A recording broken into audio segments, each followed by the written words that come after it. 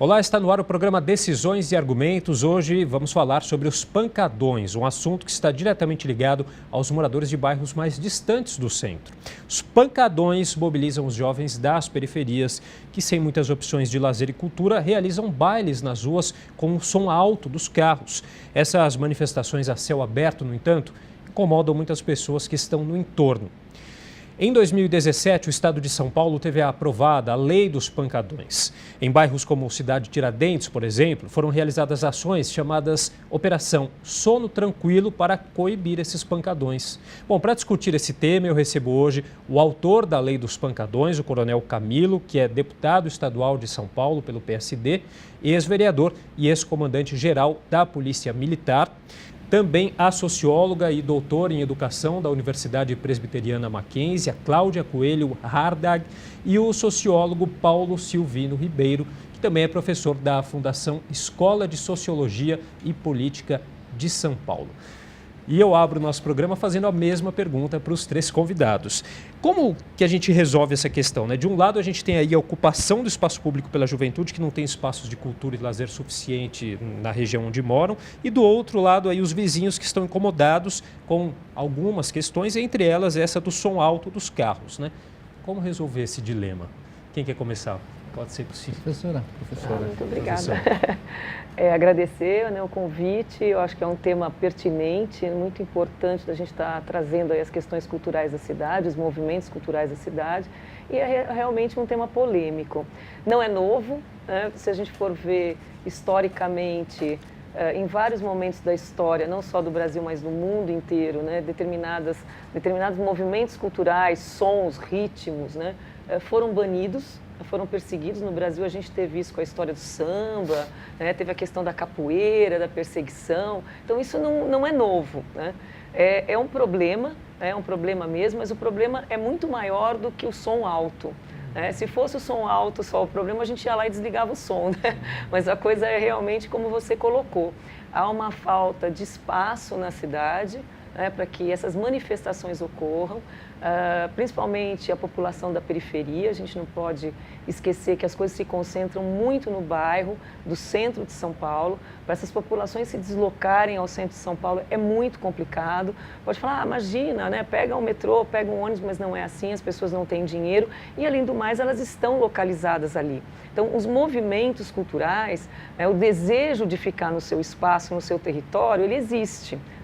E isso não é promovido. A gente não pode esquecer que até a própria virada cultural teve um determinado momento, né, da prefeitura, com o último prefeito, que tentaram tirar até a virada cultural como uma manifestação da população de São Paulo, aqui do centro, e colocar dentro de um muro, né, o que tira totalmente a representatividade desse movimento. Então, é o que você falou, não é só o som alto, isso incomoda mesmo, não tem nem o que discutir. Eu acho que a gente tem que respeitar o outro, mas há uma falta de políticas públicas que apoiem essa população nas suas manifestações culturais.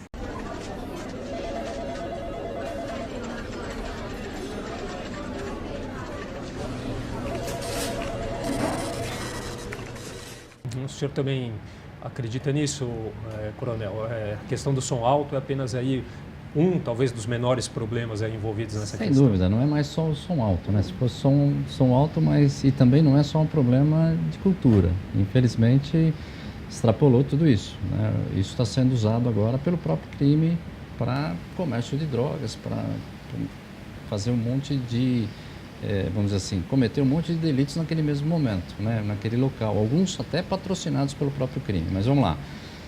Criamos a lei aqui porque tinha um vácuo, né? Quem é reclamado, psil só dentro de estabelecimento comercial. Ia falar aí na rua, não, na rua não é problema meu, a polícia também não atua porque não tinha competência. Então foi feita uma lei aqui e, como vereador, eu fiz uma aqui e fizemos uma também no estado agora que a polícia militar pode agir. A municipal, a guarda civil e a prefeitura podem agir. Deixar bem claro primeiro, não somos contra, né? Eu especificamente, que sou um dos autores das duas leis, não somos contra nenhum tipo de gênero musical. Por acaso o funk é o mais utilizado por causa da batida, mas o problema é a baderna que isso se transforma. Tanto é que a gente chama de pancadão o quê? Quando perde o controle.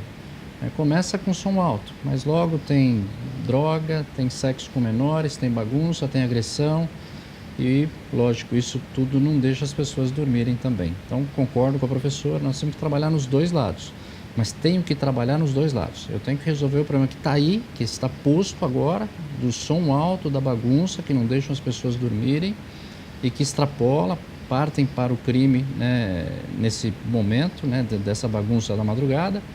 E no segundo momento, eu tenho, ou paralelamente, não é no segundo momento, trabalhar sim no investimento. Cheguei a fazer aqui, quando vereador, reuniões com a Secretaria da Igualdade Racial, acho que era esse nome, eu não lembro, que era o Netinho de Paula. Para quê? A prefeitura tem que investir, na minha opinião, tem que dar dinheiro, inclusive, para que isso chegue na periferia. Na realidade, você tem no centro uma série de equipamentos culturais. Então é muito fácil. Quando você vai saindo da periferia para a periferia de São Paulo, você não tem. Não é só de São Paulo, isso está acontecendo no interior agora. Quando você sai para a periferia das cidades, você não tem o poder público presente, você não tem equipamentos para os jovens se divertir, mas nada justifica a quebra da ordem. Né? Quebrou a ordem e eu acho que passou do limite. A partir daí você tem que ter uma intervenção. E as leis foram feitas para se trabalhar com inteligência, trabalhar antes do problema acontecer. É para evitar aquele confronto de madrugada, quando é a polícia chamada 2, 3 horas da manhã, que todo mundo já está alterado, às vezes 300, 400, às vezes 2.000, ou chegou a 8.000 aqui na freguesia do Ó, né? Então a lei é feita para quê? Para que possa ter autoridade, porque quando a polícia chegava antes da lei, pedia no máximo para baixar o som, porque não tem competência para intervir, não é? Comércio regular, show na rua, bebida para maiores, né? Enquanto não tiver crime, a polícia não podia agir, no máximo pedia para baixar o som.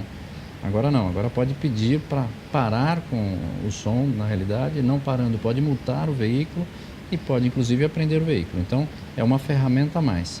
Nós temos que trabalhar nos dois lados, criar espaço para os jovens, sem sombra de dúvida, e evitar o problema que nós temos aí, que está batendo a porta de todo mundo, não deixam as pessoas dormir. Nós tivemos casos em que a polícia teve dificuldade de tirar pessoas que estavam passando mal de dentro da residência em algumas comunidades por causa do pancadão na rua. Tá, Professor Paulo, qual que é a sua opinião inicial? Bom, primeiro quero agradecer o convite. Eu acho que tanto a professora como o coronel ponderam coisas importantes, que me faz pensar o seguinte: o nível de complexidade que os grandes centros têm em termos de sociabilidade, de arranjo social e de ocupação do próprio espaço público, faz com que esse tema seja extremamente polêmico. Primeiro, começando com a fala da Cláudia, quer dizer, a gente pensa o seguinte: a cultura de fato é uma coisa importante e talvez é uma das poucas políticas públicas em que é extremamente importante e ao mesmo tempo é imaterial. Quer dizer, às vezes o próprio fato de você criar condições para que as pessoas se expressem pela música, pela festa, etc., já é um avanço.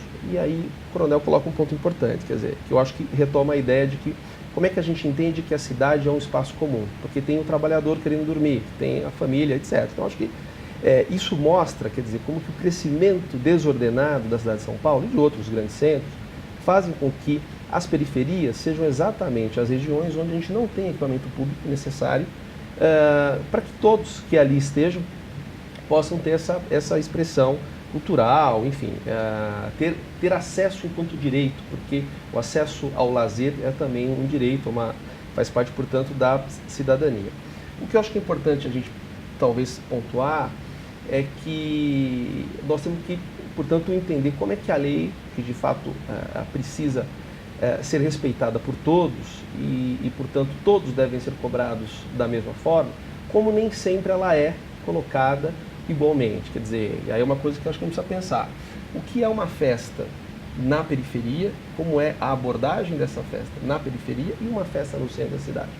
Porque eu moro no centro e evidentemente que vejo que também nem sempre às vezes, quer dizer, a forma como o barulho é tratado na periferia é tratado aqui no centro, né? A Cláudia dá aula em uma faculdade muito próxima a minha, onde nós sabemos que há festas de veteranos, etc., que o barulho se estende. E evidentemente a polícia também está ali presente, mas o fato é, eu tenho a impressão que na periferia, muitas vezes, as coisas não são tratadas do mesmo modo como o Estado não se faz presente em todas as regiões de São Paulo. Então acho que isso é uma coisa para a gente pensar, né? Ou seja, como a política pública, né, ela ao mesmo tempo garante que a lei seja cumprida por todos, né, e que a forma como o Estado se faz presente cobrando seja igual para todos, sem maior ou menor truculência, violência, e, por outro lado, quer dizer, como que ao mesmo tempo a cidade, enquanto espaço urbano, pode e deve ter a presença de todos, se tem cultura para todos. Acho que esse é um ponto importante. Uhum. O senhor tem essa visão, coronel, de um tipo de discriminação nessa questão da abordagem? Não vejo isso, né? Eu sinceramente não vejo. Se combate lá em São Mateus da mesma forma que se combate aqui na frente da Uninove. Pode até, o público é diferente, a agressividade em relação à polícia é diferente, não é da mesma forma, mas a polícia age da mesma forma nos dois lugares. O que acontece aqui é que mais atores se interessam pelo problema. Se você for para fora, você vai para a periferia de São Paulo, ninguém quer saber de quem mora na periferia. Só 190 é que atende essas pessoas, só 190. Ninguém sai daqui para ir lá na periferia para cuidar dessas pessoas. Isso, o único braço do Estado que eu falo é município, União e o Estado propriamente dito, que chega em todos os lugares é 190. Tanto é que a maioria dos parturientes atendidos nas comunidades acabam as mulheres dando à luz até dentro da viatura, porque cansaram de ligar 192, que não foi, liga para o 190, uma viatura acaba indo, acaba socorrendo, por isso que a polícia treina para fazer parto. Então o que você tem? Aqui você tem vários atores. Vou dar um exemplo da própria Uninove aqui ou da PUC. Quando começou, pronto, vem todo mundo, vem os atores, vem a comunidade, vem Consegue, vem o reitor da própria universidade que participou. Ou seja, você tem um monte de gente, por quê? Porque é o centro de São Paulo, porque dá repercussão. Agora, quando você tem lá um pancadão, né, que é um show que perdeu o controle em São Miguel, é só polícia. Então, e outra, o enfrentamento é diferente. Aqui tem aquela bagunça e tudo, né, muito acompanhado. A imprensa, inclusive, se interessa mais aqui do que lá na periferia. Chega lá não. Lá, normalmente, quando a polícia chega, e aqui existe um problema de tentar antes, de tentar agir com antecedência, lá não tem isso. Se chama a polícia 1h da manhã, está todo mundo alterado, ou pelo álcool ou pela droga. Então, o que precisa, na realidade, é o mínimo de organização. Então, respeitando, né, o nosso professor, eu acho assim, o que acontece é que acaba sendo diferente na periferia. Por quê? Porque é só a polícia. Isso precisa parar. Tá certo. Né? Não é um problema só da polícia. Sim, eu vou querer ouvir depois a opinião também da professora Cláudia em relação a essa questão da abordagem, mas a gente vai fazer um rápido intervalo, daqui a pouco a gente volta. Até já.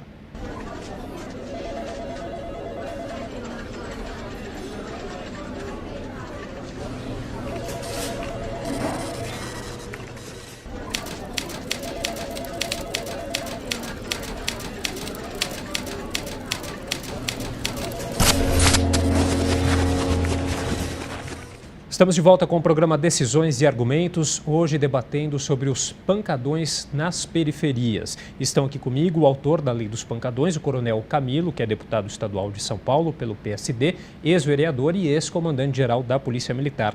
Também a socióloga e doutora em Educação da Universidade Presbiteriana Mackenzie, a Cláudia Coelho Hardag, e o sociólogo e professor da FESP de São Paulo, o Paulo Silvino Ribeiro. Bom, agora eu passo a palavra para a professora Cláudia. Em relação a essa questão da abordagem policial que a gente comentava aqui antes do intervalo, né? Nas regiões mais próximas ao centro, nas regiões mais afastadas. O coronel Camilo deixou muito claro que, infelizmente, tanto o legislativo como o poder público, né, quer dizer, as políticas públicas, elas vão para 190, então é muito mais fácil você fazer uma lei que coíbe, né, e que coloca 190 para funcionar, do que você pensar numa lei que traga uma melhoria, né, de condições para essa população da periferia.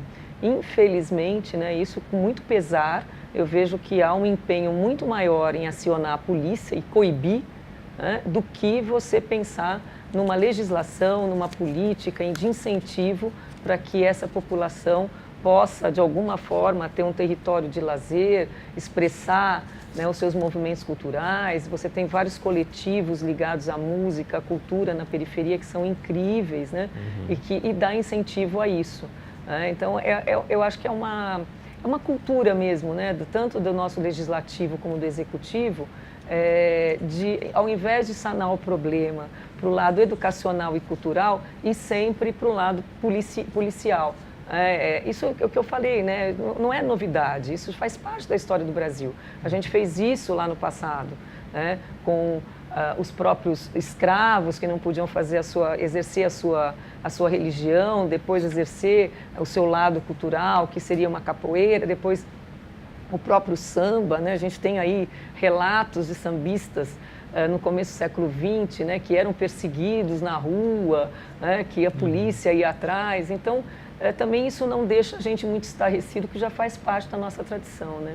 Infelizmente, né? Sim, e acho que só para contextualizar um pouquinho do que a gente falou também no primeiro bloco, em relação à carência de espaços públicos, né, em regiões mais periféricas, de acordo com uma pesquisa da Rede Nossa São Paulo, que mapeou aí as desigualdades entre os bairros da capital, no quesito cultura, enquanto na região central da Sé, o índice de centros culturais por 10 mil habitantes é de 3,14, no Grajaú o índice é de 0,027. Na região periférica da cidade, 53 distritos não têm nenhum equipamento cultural.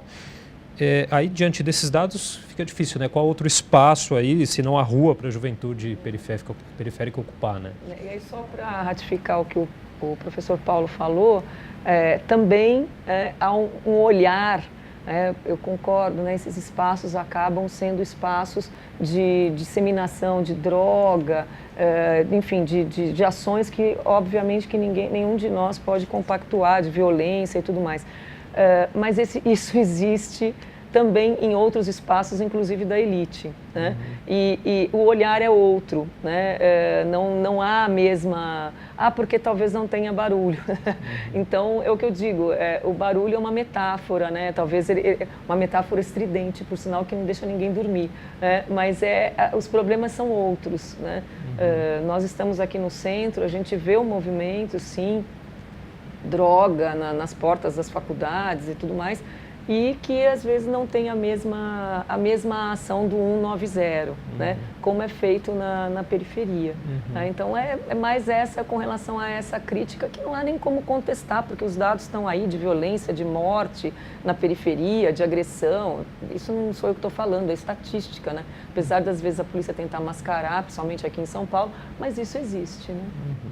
Ô Paulo, eu acho que um fenômeno também que explica um pouquinho do que a gente está conversando, dessa carência aí dos espaços de cultura, foi o fenômeno dos rolezinhos que a gente teve há alguns anos, né? Também da ocupação dos shopping centers, aí dessa juventude que vinha das periferias e que também criou muito incômodo, né, na sociedade.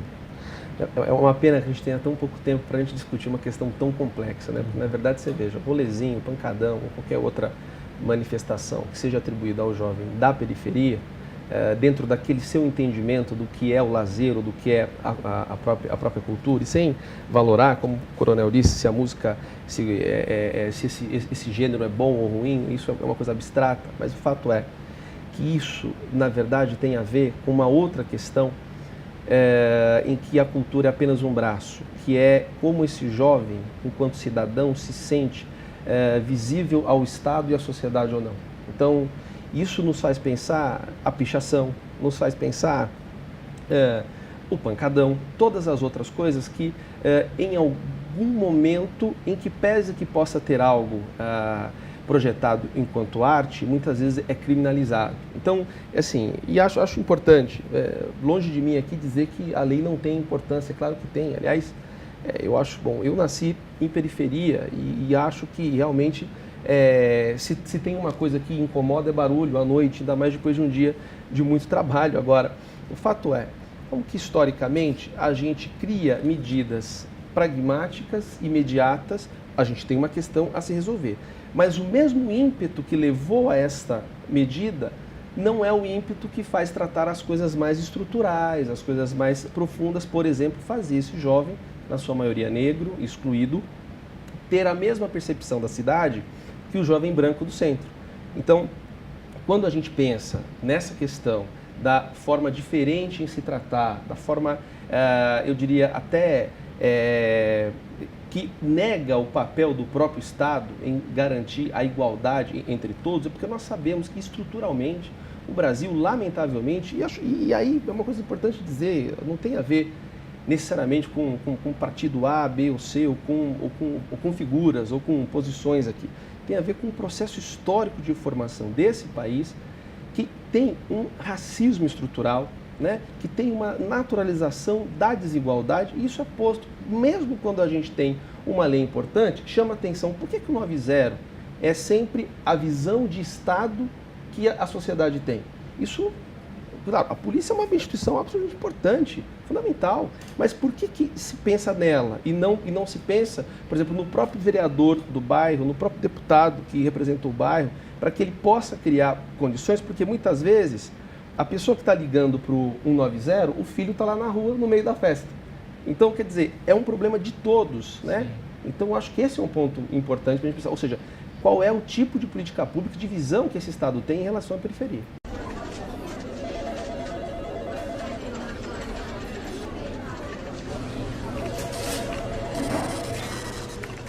Só queria fazer alguns comentários. Primeiro, comandei a PM por 3 anos aí, conheço bem isso. Eles ligam para a polícia porque não tem outra forma.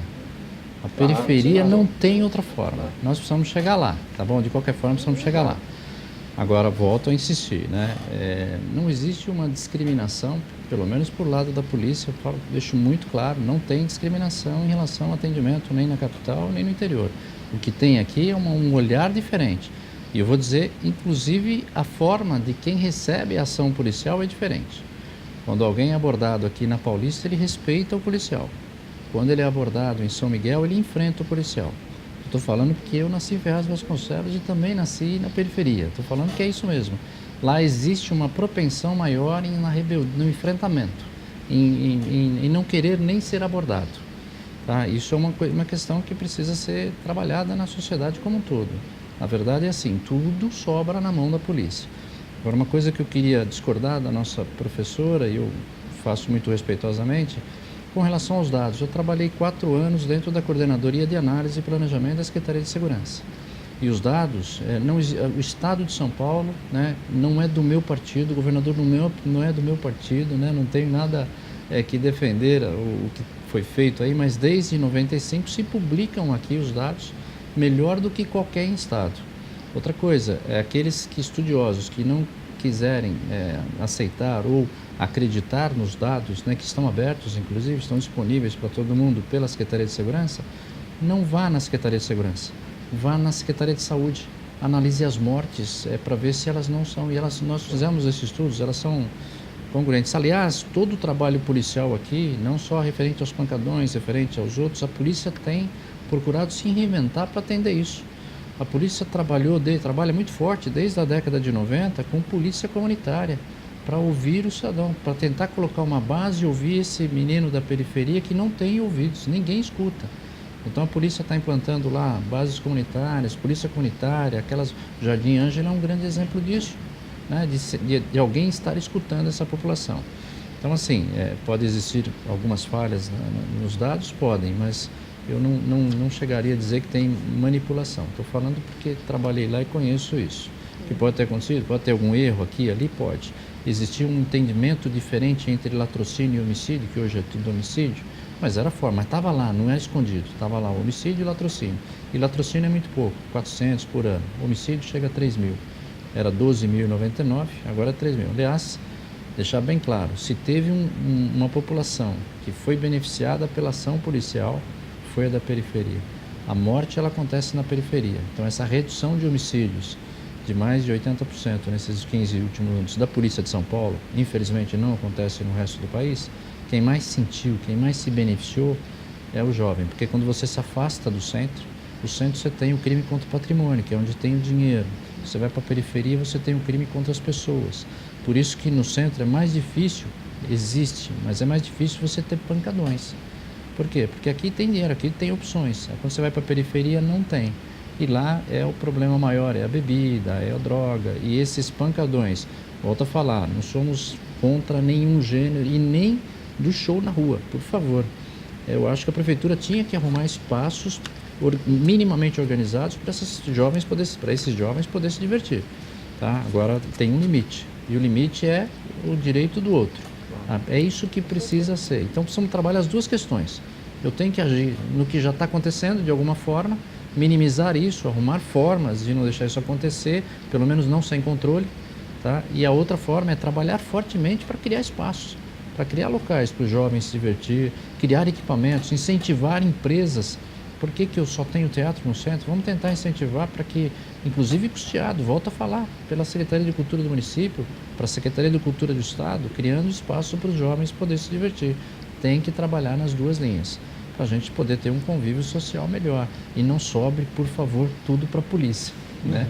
90 é tudo é 90. Né? Posso só fazer uma parte, Coronel? Eu acho que é por aí, e assim, só para fazer um adendo importante. Veja, quando o senhor diz para nós que, de fato, o 90 é o recurso que a periferia tem, isso é verdade, mas é uma verdade dolorosa, não porque o problema esteja na instituição nem polícia militar. Mas a polícia não queria não isso. É isso, né? Então, mas exatamente, a gente diz assim, poxa, por que a percepção de Estado daquele jovem ou daquela família de acesso ao Estado é a polícia?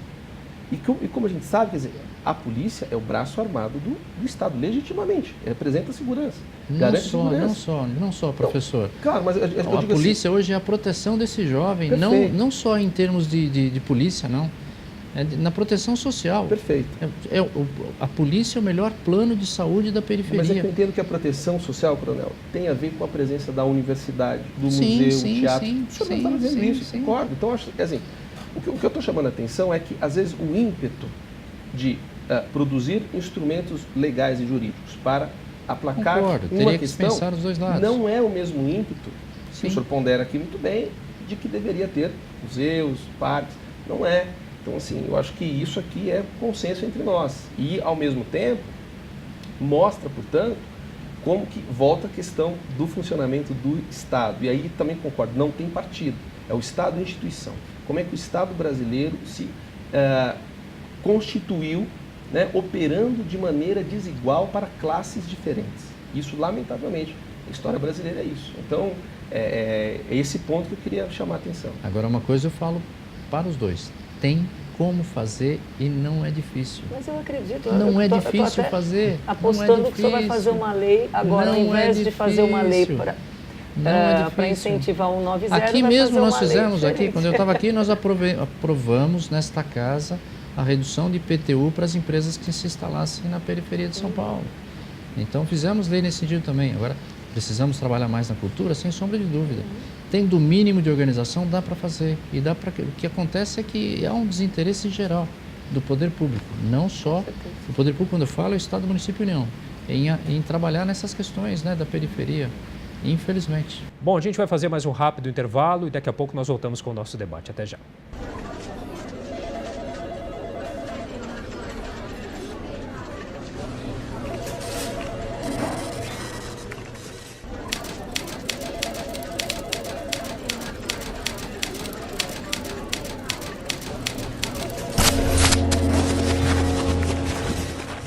Estamos de volta com o programa Decisões e Argumentos, hoje debatendo sobre os pancadões nas periferias. Estão aqui comigo o autor da Lei dos Pancadões, o Coronel Camilo, que é deputado estadual de São Paulo pelo PSD, ex-vereador e ex-comandante-geral da Polícia Militar, a socióloga e doutora em Educação da Universidade Presbiteriana Mackenzie, a Cláudia Coelho Hardag, e o sociólogo e professor da FESP de São Paulo, o Paulo Silvino Ribeiro. Bom, eu acho que tem mais um dado importante de a gente passar aqui que endossa bem a complexidade do problema aqui que a gente está tratando. Segundo o IBGE, os jovens que nem estudam e nem trabalham somam mais de 11 milhões de pessoas entre 15 e 29 anos, né? Então eu pergunto, é justo culpabilizar os jovens da periferia com ações repressivas, né? Ou então um dos caminhos aí poderia ser incentivar, dar voz a esses jovens para que eles pudessem participar dessas soluções em conjunto, da Estado, a comunidade local, sociedade civil como um todo? Eu costumo sempre falar, né, quando a gente precisa dar voz para o jovem, né, porque na escola tudo se fala, precisa dar voz para o aluno, né? Eu falo que o aluno tem voz, o problema é que a gente não escuta. Né? Então a gente não tem ouvidos para essa população, né? Nem o Estado, né, ele não escuta. Eu acho que podemos até pensar que o próprio pancadão, né, que há, às vezes, algum tipo de movimento mais agressivo, ele é um grito de socorro, né? De abandono, né? Então, quando não tem mais nada, eu tenho que chamar a atenção de alguma forma, né? O excesso nunca é uma coisa saudável. Então, isso é um dado mesmo. Nós temos aí uma escola, né, uma educação pública sucateada, né? Principalmente as escolas, olha lá, voltamos, né, da periferia. Eu trabalho com formação de professores nas escolas públicas, eu estou nas escolas públicas toda semana, Zona Leste, Zona Sul, Zona Norte, e a gente vê uma diferença grande entre escolas, há um abandono, né? E óbvio que isso, os alunos acabam tendo consequência de largar, principalmente no ensino médio. Dentro dessa tua estatística, provavelmente esses jovens eles estão largando a escola no ensino médio porque não tem o porquê fazer um ensino médio, né? O que ele vai fazer? Ele vai fazer faculdade depois? Acabaram as bolsas, né? Ele vai fazer o que com esses saberes que tem no ensino médio que para eles também não tem muita utilidade? Então eles acabam largando, em consequência, os tipos de trabalho que eles conseguem são trabalhos de baixa renda, trabalhos que não são com os olhos muito positivos da sociedade, e aí, evidente que o tráfico, a marginalidade, são pessoas vulneráveis, acabam abraçando, porque aí se não liga para 190, tem também para quem ligar, né? Enquanto está ligando para o 190, a gente pelo menos está sabendo que está ligando para alguém. O pior é quando não é 190, né? E que resolve todos os problemas daquela comunidade. O Coronel Camilo falou a questão do gênero, que não é uma discriminação em relação ao gênero musical, que normalmente nos pancadões é o funk, né? Mas muitas dessas canções trazem aí palavrões, apologia à violência, às drogas. E que, por outro lado, também ali a linguagem da realidade que essas pessoas vivem, né? Como lidar com isso também? Então, mas enquanto você tem o barulho, o som alto, enquanto você não tem crime, e o que você está falando, muitas dessas letras são apologias ao crime, portanto, elas são crime, isso tem que ser evitado, não tenha dúvida nenhuma. E também não concordo que isso tenha que ser evitado com repressão. Isso tem que ser trabalhado na comunidade. Na realidade, por que isso proliferou? Por que isso cresceu de uma maneira... Porque não tinha opção mesmo. E outra, não tinha quem olhasse por isso, né? E eles acabaram desenvolvendo uma forma que os atraía, né? Dava divertimento para eles naquele momento. Agora, voltando à sua colocação inicial, não de maneira nenhuma fazer com que isso seja responsabilidade do jovem. Pelo contrário, na minha visão, ele é o mais prejudicado em tudo isso daí, não tenha dúvida nenhuma, né? E outra, tem os nem da vida, né? Que nem estuda nem trabalha, mas muitos deles, deixar bem claro, não é por opção deles, né? Nós temos aí o problema da escola de má qualidade, temos também agora a falta de emprego. Nós temos aí 13 milhões de desempregados, mais uns 4, 5 milhões, eu não lembro, que é os desalentados, né? Aquelas pessoas que deixaram de procurar porque não conseguem, né? Então, e fora os nem da vida. Então, ou seja, muitas vezes não é uma opção. A sociedade acaba julgando para esse jovem essa situação. Então, nós temos que criar. Outra coisa que eu queria deixar bem claro também, né? Isso dos estudos na área profissional de polícia. Não é a remuneração. O que faz a criminalidade descer, né, os índices acabarem sendo reduzidos, não é o volume. O jovem, o trabalhador, né, a gente percebe isso em muitas comunidades, o fato de ter um emprego, o fato de desenvolver uma atividade, né, nas próprias crianças, o fato de estarem, né, dos jovens estarem ocupados. De que forma a sociedade civil e o poder público, mas além deles também, o setor privado, ele poderia se tornar um agente parceiro no fomento à criação de mais espaços públicos, culturais? Podia, e acho que tudo que nós estamos colocando aqui tem a ver com a forma como atores públicos ou privados têm um entendimento ou um interesse na natureza política que tem a questão. Então, quer dizer, será que a empresa ela sabe da responsabilidade social que ela tem? Nem todas sabemos disso, né? Quer dizer, ela tem uma, né? E ao mesmo tempo, o próprio Estado sabe. Então, quer dizer, eu acho que é evidente que todos nós sabemos que carecem políticas públicas para levar esses equipamentos do centro para a periferia. Mas o fato é, aquele sentimento a priori, seja para a empresa ou para quem dá a canetada no próprio Estado. Ou seja, aquilo é colocado numa agenda pública, porque é a partir daí que a gente formula a política pública. Quer dizer, tem que ter um convencimento político de que este assunto é importante para ele, portanto, virar política pública. Enquanto não houver este convencimento, né, de que de fato é preciso levar, e veja, senão a gente encerra a nossa discussão apenas nessa coisa se leva parque, museu. Não se trata só disso, acho que é um conjunto de outras ações, né? Veja, quando você diz que a gente tem milhares e milhares de jovens, né?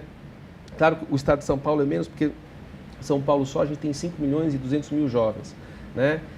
E a cidade de São Paulo, evidentemente, menos, né? Mas, ou seja, esse jovem, ele não está sendo visto necessariamente como um ator político e nem mesmo como alguém que pode contribuir para a própria economia, né? Quer dizer, se ele não tem acesso a uma qualificação, se ele não tem acesso, ou seja, a nada daquilo que possa fazer com que ele tenha autonomia, que aliás é uma coisa importante dizer, quanto maior vulnerabilidade social, menor autonomia o jovem tem, ou seja, ele fica muito mais refém, né, da criminalidade, da ausência do próprio Estado. Aí, como dizemos aqui, é melhor ligar para o 90 do que ligar para quem faz dele aviãozinho, para quem faz dele, né, ou seja, um criminoso em potencial. Então, quer dizer, se o Estado não tem esse convencimento muitas vezes, eu vejo que a iniciativa privada também não se responsabiliza.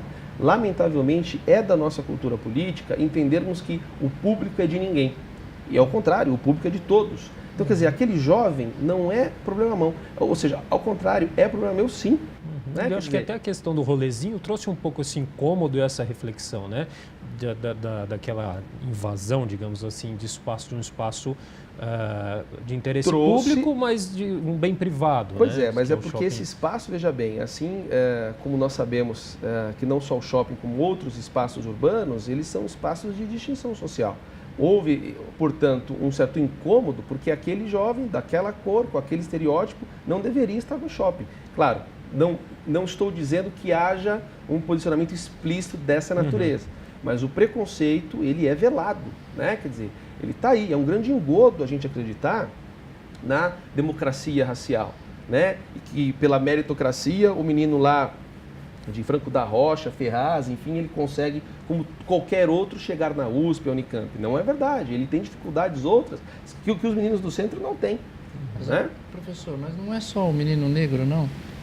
Eu acho que o rolezinho é qualquer um, não é só, não é problema racial, não. É um problema mesmo de discriminação por classe social, mas claro, não especificamente do negro. Elas são sobrepostas. Agora, uma coisa que eu queria também comentar aqui, né? Tem uma coisa que resolveria isso, ou trabalha para resolver isso muito fortemente, que é a educação. Nós deixamos de internalizar valores nos jovens há muito tempo, né? Não se discute mais valores dentro da sala de aula. Existe uma transferência de responsabilidade. A escola acha que a família tinha que ter educado, os pais chegaram até no meu gabinete, eu não sei que educação a escola está dando ao meu filho, como se a escola fosse responsável pelo filho dele.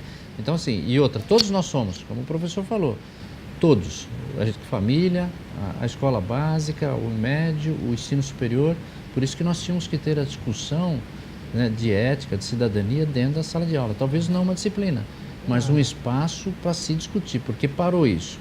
Para falar, como eu fui discutir isso no Conselho Estadual de Educação, que está transversalizado nas demais disciplinas, pode ser bonito no papel, na prática não está acontecendo. O professor de matemática mal consegue dar o programa de matemática. Veja, o que a gente está discutindo desde o começo, existe um olhar e um tratamento e uma forma diferente quando, se alguém sair de uma escola de elite em bando e entrar no shopping em Iguatemi com o logo, né, da escola X, que é chique, e eles forem em bando e entrarem todos lá, é divertido. Ai, olha só como eles são alegres. Tá? Se entrar com o estereótipo X, isso que a gente sabe que é da periferia, nossa, olha que badena, que vândalos, né? Porque era essa palavra que se dava o tempo inteiro na mídia. São vândalos, são vândalos, são vândalos. Então, eu vou ser muito sincera, tinha momento que eu preferia estar à noite com os meus alunos, que eram inclusive carrilheiros, tinha alguns que estavam lá à noite podendo estudar com regime semiaberto. Muitos anos dei aula para esse tipo de público. Pedir para você já ir concluindo, professora. Do que de manhã, às vezes, dar aula para a elite. Tá certo, gente. Muito obrigado, então. Nosso debate de hoje vai ficando por aqui. Eu agradeço a participação do deputado estadual de São Paulo, pelo PSD, ex-vereador e ex-comandante-geral da Polícia Militar, o Coronel Camilo, da socióloga e doutora em educação da Universidade Presbiteriana Mackenzie, a Cláudia Coelho Hardag, e do sociólogo e professor da FESP de São Paulo, o Paulo Silvino Ribeiro. E agradeço principalmente a você que nos prestigiou com a sua audiência. Até a próxima aqui na TV Câmara São Paulo. Assista, fique sabendo.